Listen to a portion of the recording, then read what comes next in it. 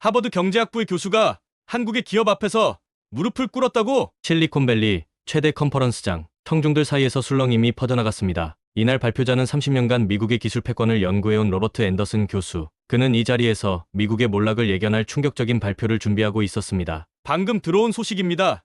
애플이 한국에 또다시 무릎을 꿇었습니다. 테슬라도 한국행 비행기에 올랐다고 합니다. 이제 엔비디아마저. 컨퍼런스장은 혼란 그 자체였습니다. 실리콘밸리의 거물들은 고개를 숙였고 월스트리트의 애널리스트들은 당황한 기색이 역력했습니다. 그때 저는 예정된 발표 자료를 덮어버렸습니다.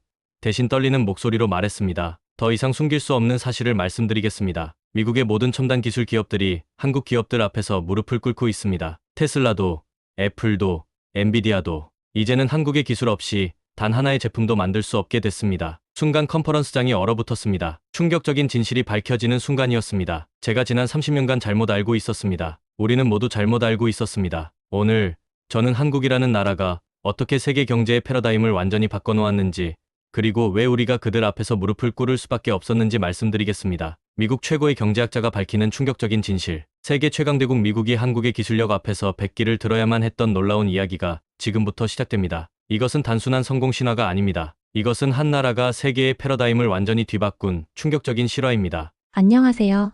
감동 주파수 채널 작가 수희입니다. 오늘도 귀한 시간 내어 시청해주셔서 감사합니다. 구독과 좋아요 부탁드립니다.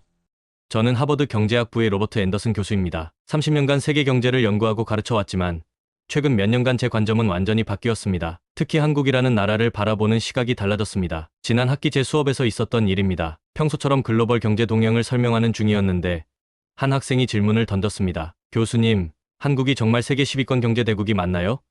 그저 삼성이나 현대 같은 몇 개 기업 덕분 아닌가요? 솔직히 말씀드리면 10년 전에 저였다면 그 학생의 의견에 동의했을 것 같습니다. 저 역시 한국을 단순히 미국의 기술을 모방해 성장한 나라 정도로 생각했으니까요. 하지만 지금의 저는 단호하게 말할 수 있습니다. 그것은 완전한 오판이었다고. 실제 데이터를 보면 놀랍습니다. 한국의 GDP는 지난 40년간 연평균 7%의 성장률을 기록했습니다. 이는 단순한 숫자가 아닙니다. 전쟁의 폐허에서 일어나 세계 10위권 경제대국이 되기까지 인류 역사상 유례없는 성장 속도입니다. 특히 인상적인 것은 한국의 성장이 단순한 양적 팽창이 아니라는 점입니다. 제가 수업에서 자주 강조하는 것이 있습니다. 한국은 노동집약적 산업에서 시작해 중화학 공업을 거쳐 첨단 기술 산업으로 성공적인 전환을 이뤄냈다는 것입니다. 이는 미국이나 영국이 100년 이상 걸려 이룬 산업 구조 고도화를 불과 40년 만에 달성한 것입니다. 제 동료 교수들 중에는 아직도 한국을 과소평가하는 경우가 많습니다. 미국의 기술 지원이 없었다면 불가능했을 것이라고 말하죠. 하지만 저는 이제 다르게 봅니다. 한국은 단순히 기술을 배우는데 그치지 않았습니다. 그들은 배운 기술을 토대로 자신들만의 혁신을 만들어냈고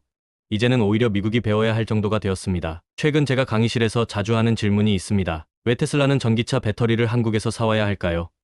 왜 애플은 삼성의 디스플레이 없이는 아이폰을 만들 수 없을까요? 학생들은 처음에는 이런 질문에 당황합니다. 미국이 모든 기술의 종주국이라고 생각해왔기 때문이죠. 특히 인상적인 것은 한국의 연구개발 투자입니다. GDP 대비 연구개발 투자 비율이 세계 1위입니다. 이는 단순한 통계가 아닙니다. 미래를 내다보는 한국의 전략적 안목을 보여주는 증거입니다. 제 수업에서는 이제 한국을 모방자가 아닌 혁신자로 가르치고 있습니다. 동부의 명문대 교수들 사이에서는 여전히 미국 중심적 사고가 강합니다. 중국의 부상은 인정하지만 한국은 아직 이라는 시기죠. 하지만 저는 이제 확신합니다. 세계 경제의 패러다임이 바뀌고 있고 한국이 그 변화의 중심에 있다는 것을, 그리고 이제 우리가 한국으로부터 배워야 할 때라는 것을. 지난 학기 제가 세계 경제 순위 변화를 설명하던 날이었습니다. 1960년대 세계 경제 순위와 현재의 순위를 비교하면서 학생들의 표정이 점점 굳어지는 걸 볼 수 있었죠. 특히 한국의 순위 변화를 보여줬을 때는 교실 전체가 술렁였습니다. 1960년 세계 경제 순위에서 한국은 사실상 찾아볼 수도 없었습니다. 1인당 GDP가 87달러에 불과했죠. 아프리카의 가나보다도 못한 수준이었습니다. 그런데 2023년 한국은 세계 10위권 경제대국이 되어 있었습니다. 1인당 GDP는 35,000달러를 넘어섰고 무역 규모는 세계 6위를 기록하고 있었죠. 우리 학생들은 이런 변화를 쉽게 받아들이지 못했습니다. 여전히 미국이 세계 경제의 중심이라고 생각하고 있었거든요. 그래서 저는 더 충격적인 자료를 보여줬습니다. 글로벌 시장 점유율 1위 품목수를 비교한 자료였죠. 반도체, OLED, 배터리, 스마트폰, 조선. 한국이 세계 시장을 장악한 품목들이 나열되자 교실은 완전히 침묵에 빠졌습니다. 특히 충격적이었던 건 기술 혁신 지표였습니다. 블룸버그 혁신지수에서 한국은 1위를 기록했고 특허 출원 건수는 인구 대비 세계 1위, R&D 투자 비중도 세계 1위. 이런 수치들을 보면서 저는 제 자신의 편견을 부끄러워했습니다. 그동안 우리는 한국을 단순히 빠른 추격자로만 봤으니까요. 한 학생이 질문했습니다. 교수님, 하지만 이건 일시적인 현상 아닌가요? 미국이 다시 기술 혁신을 주도하면. 저는 그 학생의 말을 자르고 반문했습니다. 애플이 왜 매년 한국을 방문할까요? 테슬라가 왜 한국 기업들과 협력하려 할까요?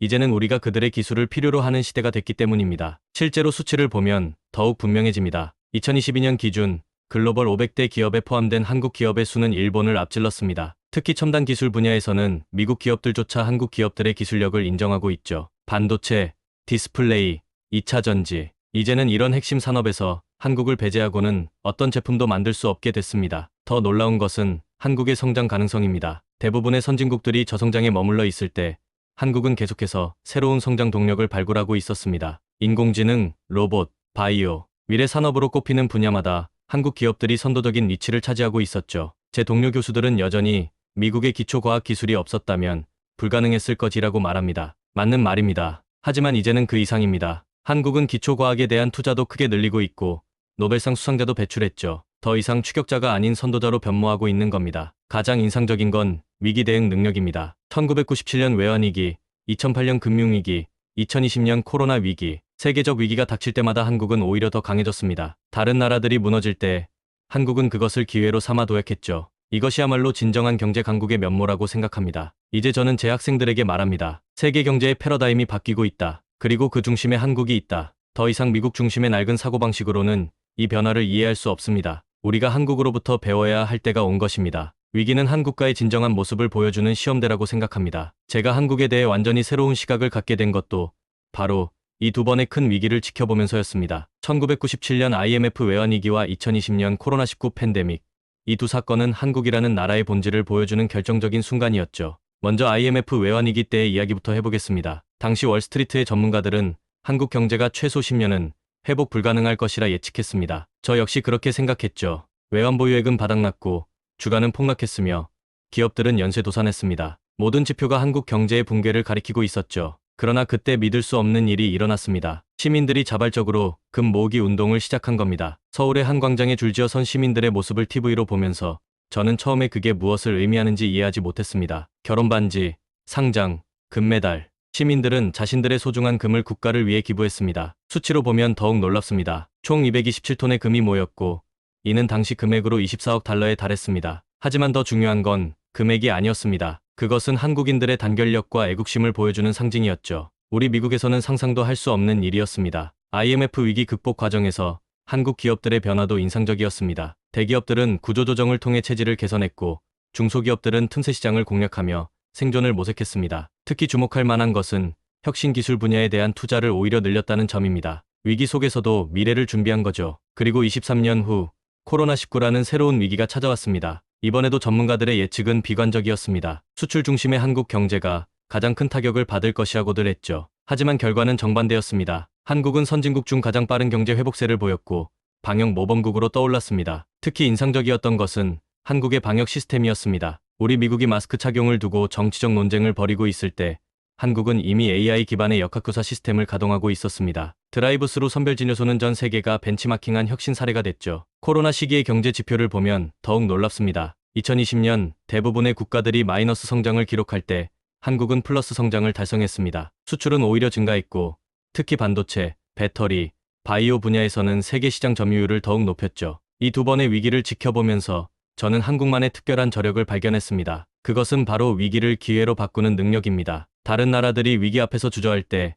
한국은 오히려 더 과감하게 앞으로 나아갔습니다. IMF 위기 때는 디지털 산업으로의 전환을 가속화했고 코로나 시기에는 디지털 전환을 더욱 앞당겼죠. 위기 극복 과정에서 제가 주목한 것은 한국만의 독특한 혁신 사례들이었습니다. IMF 시기 한 중소기업의 이야기가 특히 인상적이었습니다. 당시부도 위기에 처했던 한 반도체 장비 업체가 있었습니다. 대기업들이 발주를 전면 중단한 상황이었죠. 하지만 이 회사는 직원들의 급여를 50% 삭감하는 대신 연구개발은 오히려 강화했습니다. 놀라운 것은 그 결과였습니다. IMF가 끝난 후 이 회사는 세계 최초로 특수 반도체 검사 장비 개발에 성공했습니다. 지금은 이 분야 세계 시장 점유율 1위를 차지하고 있죠. 위기 속에서 오히려 미래를 준비한 겁니다. 코로나19 시기에도 비슷한 사례들이 있었습니다. 한 중소바이오 기업은 코로나 이전부터 AI 진단 기술을 연구해왔습니다. 다들 시기상조라고 했죠. 하지만 팬데믹이 터지자 이 기술은 세계적인 주목을 받았습니다. 지금은 70개국에 수출하는 기업이 됐습니다. 특히 인상적이었던 것은 공공과 민간의 협력 방식이었습니다. 코로나 초기 한국의 한 중소기업이 진단키트 개발에 성공했을 때의 일입니다. 정부는 즉시 긴급 승인 제도를 도입했고 대기업들은 생산 라인을 제공했으며 대학 연구진들은 기술 자문을 아끼지 않았습니다. 이런 협력 덕분에 한국은 단 2주 만에 하루 10만 건의 검사 체계를 구축할 수 있었죠. 의료 시스템의 혁신도 주목할 만했습니다. 한국의 한 대학병원은 AI 기반의 선별 진료 시스템을 개발했습니다. 환자의 동선을 최소화하면서도 정확한 진단이 가능한 시스템이었죠. 이 기술은 나중에 미국 존스 홉킨스 병원에서도 도입을 검토했다고 합니다. 벤처기업들의 변신도 인상적이었습니다. 화상회의 기술을 개발하던 한 스타트업은 코로나 시기에 원격 교육 플랫폼으로 전환했습니다. 불과 6개월 만에 글로벌 시장에 진출했고 지금은 20개국에서 서비스를 제공하고 있죠. 더 놀라운 것은 전통 제조업체들의 변신이었습니다. 자동차 부품을 만들던 한 중소기업은 코로나 시기에 방역 로봇 개발로 눈을 돌렸습니다. 처음에는 다들 무모한 도전이라고 했지만 지금은 이 로봇들이 세계 각국의 공항과 병원에서 사용되고 있습니다. 위기 극복 과정에서 청년들의 역할도 빼놓을 수 없습니다. IMF 시기 많은 청년들이 벤처 창업에 도전했고 이것이 나중에 IT 강국의 기반이 됐죠. 코로나 시기에도 청년들이 앞장섰습니다. 자가격리 앱, 마스크 재고 알림 서비스, 이런 혁신적인 서비스들은 모두 20대 청년들이 개발한 것이었습니다. 한 가지 더 주목할 점은 위기 속에서도 포기하지 않은 기초과학 투자입니다. IMF 시기에도 정부의 R&D 예산은 오히려 증가했고 코로나 시기에도 바이오 연구 지원은 계속됐습니다. 이런 꾸준한 투자가 지금의 기술 강국을 만든 토대가 된 것이죠. 이런 사례들을 보면서 저는 깨달았습니다. 한국의 위기 극복은 단순한 버티기가 아니었다는 것을요. 그것은 혁신을 통한 도약이었습니다. 위기 속에서도 미래를 내다보는 안목, 그리고 그것을 실현시키는 추진력, 이것이야말로 한국이 가진 가장 큰 저력이 아닐까 생각합니다. 이제 저는 제 학생들에게 이렇게 말합니다. 위기 대응의 교과서를 보고 싶다면 한국을 보라. 한국은 단순히 위기를 극복한 것이 아니라 위기를 통해 더 강해졌습니다. 이것이야말로 진정한 강국의 면모라고 생각합니다. 우리 미국도 이제는 한국의 이런 저력을 진지하게 연구해야 할 때가 왔습니다. 한국의 경제 성장을 연구하면서 가장 흥미로웠던 것은 교육의 역할이었습니다. 처음 한국의 교육 시스템을 접했을 때는 사실 비판적이었습니다. 지나친 경쟁과 암기식 교육이라고만 생각했죠. 하지만 깊이 들여다볼수록 이것이야말로 한국 성공의 핵심 동력이었다는 걸 깨달았습니다. 특히 놀라웠던 것은 통계였습니다. OECD 국가 중 대학 진학률 1위, 수학과학 성취도 최상위권, 문맹률은 사실상 0%에 가깝습니다. 1950년대만 해도 문맹률이 78%였던 나라가 이룬 성과라고 생각하면 믿기지 않는 수준이죠. 하버드에서 강의를 하다 보면 종종 한국 학생들을 만납니다. 그들의 학습 태도는 정말 인상적입니다. 단순히 시험 성적을 위한 공부가 아니라 깊이 있는 이해를 추구하더군요. 처음에는 이것이 그저 몇몇 학생들의 특징이라고 생각했습니다. 그런데 한국의 교육 시스템을 연구하면서 알게 됐습니다. 이것이 바로 한국 교육이 만들어낸 결과라는 것을요. 가장 인상적인 것은 한국의 사회적 이동성입니다. 미국에서는 부모의 경제력이 자녀의 교육 기회를 좌우하는 경우가 많습니다. 하지만 한국은 달랐습니다. 최근 삼성전자 사장으로 승진한 분의 이야기를 들었는데 그분은 농부의 아들이었다고 합니다. 이런 사례가 한국에서는 그리 특별하지 않다는 게 더 놀라웠죠. 한국의 교육열을 흔히 광풍이라고 비판하는 사람들이 있습니다. 저도 처음에는 그렇게 생각했습니다. 하지만 이제는 다르게 봅니다. 그것은 단순한 입시 경쟁이 아닙니다. 교육을 통해 더 나은 미래를 만들 수 있다는 강한 신념, 그리고 그것을 뒷받침하는 사회 시스템이 있는 거죠. 실제로 수치를 보면 놀랍습니다. 한국의 R&D 인력 중 박사학위 소지자 비율이 세계 최고 수준입니다. 이공계 졸업생 비율도 OECD 국가 중 최상위권이죠. 단순히 많이 공부하는 것이 아니라 국가 발전에 필요한 방향으로 교육이 이루어지고 있는 겁니다. 특히 주목할 만한 것은 평생교육 시스템입니다. 한국의 직장인들은 퇴근 후에도 공부합니다. 온라인 교육 플랫폼 이용률이 세계 최고 수준이라는 것도 이를 증명하죠. 이것은 단순한 자기개발이 아닙니다. 빠르게 변화하는 세계에 적응하기 위한 국가적 차원의 대응 전략인 거죠. 물론 문제점도 있습니다. 과도한 교육비 지출, 높은 스트레스, 경쟁으로 인한 부작용. 하지만 한국은 이런 문제들을 인식하고 개선하려 노력하고 있습니다. 최근에는 창의성과 인성교육을 강화하고 입시 제도도 다양화하고 있더군요. 더욱 놀라운 것은 코로나19 시기에 보여준 교육 시스템의 유연성입니다. 다른 나라들이 온라인 수업 전환에 어려움을 겪을 때 한국은 일주일 만에 전국 온라인 수업 체계를 구축했습니다. 이것은 단순한 기술의 문제가 아닙니다. 교육에 대한 국가적 의지와 시스템의 저력을 보여주는 것이죠. 이제 저는 확신합니다. 한국의 교육 시스템은 단순한 입시 준비 기계가 아닙니다. 그것은 국가의 미래를 설계하는 정교한 시스템이자 사회 이동성을 보장하는 강력한 도구입니다. 우리 미국도 이제는 한국의 교육 시스템을 진지하게 연구해야 할 때가 왔습니다. 최근 제가 참석한 실리콘밸리 기술 컨퍼런스에서 있었던 일입니다. 미국의 한 반도체 전문가가 이런 말을 했습니다. 이제 우리는 선택의 여지가 없다. 한국의 기술 없이는 단 하나의 반도체도 만들 수 없는 시대가 됐다. 20년 전만 해도 상상할 수 없었던 말입니다. 실제로 수치를 보면 충격적입니다. 메모리 반도체 시장에서 한국의 점유율은 70%를 넘어섰습니다. 특히 첨단 공정이 필요한 디램과 낸드 플래시 시장에서는 사실상 한국이 세계를 지배하고 있죠. 삼성전자 하나의 매출이 인텔과 엔비디아를 합친 것보다 큽니다. 더 놀라운 것은 기술력의 격차입니다. 5나노, 4나노, 이제는 3나노 공정까지 한국 기업들은 끊임없이 기술의 한계를 깨고 있습니다. 제가 최근 한국의 반도체 공장을 방문했을 때 충격을 받았습니다. 그곳은 공장이 아니라 미래였습니다. 인공지능이 공정을 제어하고 로봇이 웨이퍼를 운반하는 모습은 마치 공상과학 영화의 한 장면 같았죠. 특히 인상적인 것은 연구개발 투자입니다. 삼성전자는 지난해에만 20조 원 이상을 R&D에 투자했습니다. 이는 미국의 많은 기술 기업들의 연간 매출액보다 큰 금액이죠. 더 중요한 것은 이런 투자가 단기적 성과를 위한 것이 아니라는 점입니다. 10년, 20년 후를 내다보는 장기적 투자라는 거죠. IT 산업의 다른 분야도 마찬가지입니다. 디스플레이 시장에서 한국은 압도적인 1위입니다. OLED 기술은 이제 한국의 전유물이 됐다고 해도 과언이 아닙니다. 애플이 매년 한국을 방문하는 이유가 바로 이것입니다. 아이폰의 화면, 갤럭시의 두뇌, 테슬라의 배터리, 이 모든 것의 중심에 한국의 기술이 있습니다. 처음에 저는 이해할 수 없었습니다. 어떻게 한 나라가 이토록 많은 핵심 기술을 장악할 수 있었을까? 그래서 한국의 기술 발전 과정을 연구해 보았습니다. 놀라운 사실을 발견했죠. 한국은 1980년대부터 이미 반도체와 IT를 국가의 핵심 산업으로 선정하고 전략적인 투자를 해왔다는 것입니다. 더 인상적인 것은 인재 육성 시스템입니다. 한국의 공과대학들은 산업계와 긴밀하게 협력하고 있었습니다. 학생들은 재학 중에 이미 최첨단 장비를 다루는 법을 배우고 졸업하자마자 현장에 투입될 수 있는 실력을 갖추게 됩니다. 이것이 바로 한국이 기술 혁신을 이끌 수 있는 비결이었죠. 최근에는 시스템 반도체 분야에서도 놀라운 성과를 보이고 있습니다. 이 분야는 전통적으로 미국의 강점이었는데 한국이 빠르게 추격하고 있죠. 특히 AI 반도체 분야에서는 이미 세계적인 수준의 기술력을 보유하고 있습니다. 한국의 이런 기술력은 단순히 개별 기업의 성과가 아닙니다. 국가적 차원의 장기 전략, 체계적인 인재 육성, 그리고 끊임없는 혁신에 대한 투자가 만들어낸 결과입니다. 이제 미국의 기업들도 한국과의 협력 없이는 미래를 설계할 수 없게 됐습니다. 제가 최근 실리콘밸리의 기업인들에게 자주 하는 말이 있습니다. 이제는 패러다임이 바뀌었다. 우리가 한국을 따라잡으려 노력해야 하는 시대가 됐다. 이것은 단순한 수사가 아닙니다. 세계 기술 산업의 지형이 완전히 바뀌었고 그 중심에 한국이 서 있다는 엄연한 현실을 인정하는 것입니다. 오늘도 제 강의실에서는 열띤 토론이 있었습니다. 한 학생이 물었죠. 교수님, 왜 이렇게 한국의 이야기를 자주 하시나요? 우리는 여전히 세계 최강국이고 달러는 여전히 기축통화이며 실리콘밸리는 여전히 혁신의 중심지입니다. 그 학생의 말에 많은 학생들이 동조했습니다. 저는 이렇게 대답했습니다. 그래, 우리는 여전히 강합니다. 하지만 우리가 이대로 안주한다면 10년 후에도 같은 말을 할 수 있을까요?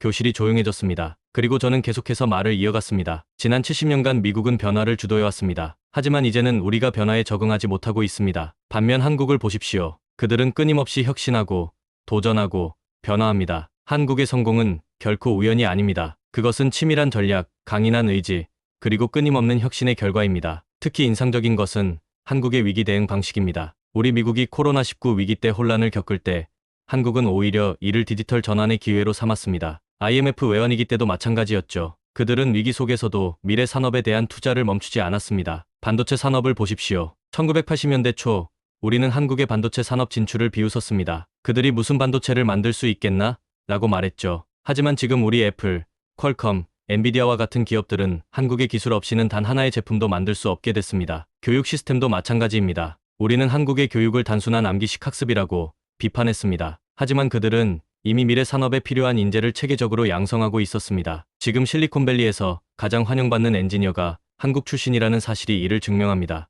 R&D 투자를 보십시오. GDP 대비 연구개발 투자 비율에서 한국은 세계 1위입니다. 우리보다 훨씬 작은 나라가 더 많은 투자를 하고 있는 겁니다. 그들은 현재의 성공에 안주하지 않고 끊임없이 미래를 준비하고 있습니다. 한국의 성공에서 우리가 배워야 할 점이 있습니다. 그것은 바로 변화에 대한 두려움을 버리는 것입니다. 한국은 불과 70년 전 세계의 최빈국 중 하나였습니다. 하지만 그들은 두려워하지 않았습니다. 끊임없이 도전했고, 혁신했고, 변화했습니다. 이제 우리 미국은 선택의 기로에 서 있습니다. 과거의 영광에 안주할 것인가, 아니면 새로운 도전을 시작할 것인가, 한국이 보여준 혁신과 도전 정신을 배울 것인가, 아니면 우리만의 자부심에 갇혀 있을 것인가. 제가 오늘 이 강의실에서 한국의 이야기를 하는 이유는 분명합니다. 그들의 성공은 우리에게 거울이 되어야 합니다. 세계의 패러다임이 바뀌고 있고, 우리도 변해야 합니다. 한국이 그랬던 것처럼 우리도 두려움을 버리고 새로운 도전을 시작해야 할 때입니다. 이제 저는 확신을 가지고 말할 수 있습니다. 미래는 더 이상 과거의 연장선이 아닙니다. 한국이 보여준 것처럼 끊임없는 혁신과 도전만이 미래를 보장할 수 있습니다. 그리고 지금이야말로 우리 미국이 한국으로부터 배워야 할 때입니다. 오늘도 시청해주셔서 진심으로 감사드립니다. 구독과 좋아요는 큰 힘이 됩니다. 소중한 댓글 달아주시면 하나하나 읽어보겠습니다. 행복하고 평안한 하루 보내세요.